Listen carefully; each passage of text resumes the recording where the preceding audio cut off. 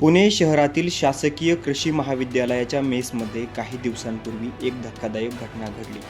Water फिल्टरचा shock लागून आष्टीच्या चैतन्य चव्हाण या विद्यार्थ्याचा मृत्यू झाला. चैतन्य कुंडलिक चव्हाण असे मृत विद्यार्थ्याचे नाव असून तो बीडच्या आष्टी तालुक्यातील रहिवासी होता.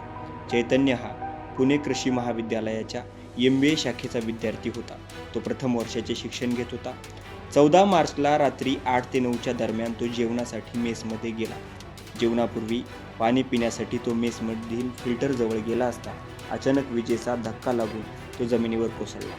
जवळपासच्या विद्यार्थ्यांनी त्याला तातडीने पुण्यातील एका खाजगी रुग्णालयामध्ये दाखल केले.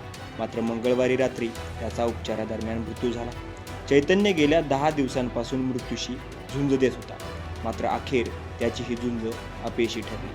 आता या घटनेनंतर नामांकित असलेल्या महात्मा फुले कृषी महाविद्यालयाच्या प्रशासकीय सुरक्षेवर मोठे प्रश्नचिन्ह उपस्थित केले जात आहे. चैतन्याच्या मृत्यूनंतर महाविद्यालयातील विद्यार्थ्यांनी आंदोलन केले. विद्यार्थ्यांच्या गरजेच्या असलेल्या कुठल्याच सुविधा महाविद्यालय प्रशासन पुरवत नसल्याचा आरोप यावेळी विद्यार्थ्यांनी केला आहे.